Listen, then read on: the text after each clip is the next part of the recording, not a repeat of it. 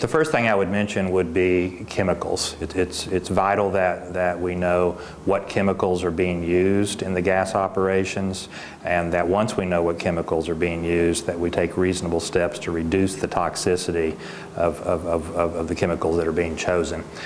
Secondly, it's extremely important that wells have integrity. Wells have to be drilled right or pollution will result.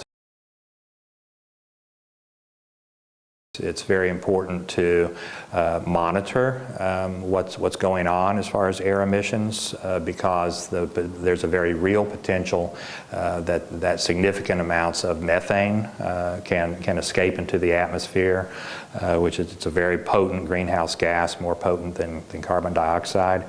And there are other air pollutants that sometimes can come from natural gas operations.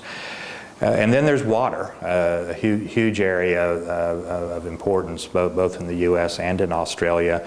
It's extremely important that people be comfortable with how much water is going to be used for these operations and where that water comes from. I'm very frustrated by the fact that hydraulic fracturing has been singled out, because I actually think that the environmental community has done itself a disservice by overemphasizing hydraulic fracturing. A lot of the pollution examples that we're aware of in the United States have nothing to do with hydraulic fracturing. If you have a hole in your casing, you're going to get pollution whether the well is hydraulically fractured or not.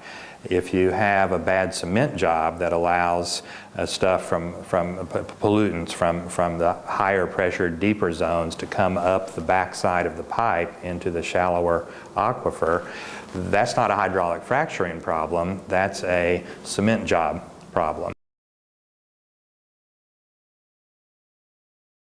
In the United States, the gas industry has a huge public relations problem, the worst it's ever faced, and to a great degree, I think it's the industry's own fault. If industry is going to develop public trust, they need to listen to the public.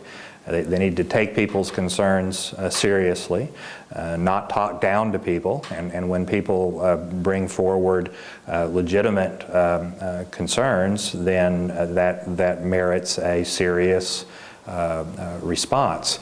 I believe industry would do a lot better with the public if it would come forward and admit that things aren't perfect, admit that there are problems, and talk seriously with people about what the real solutions to those problems could be.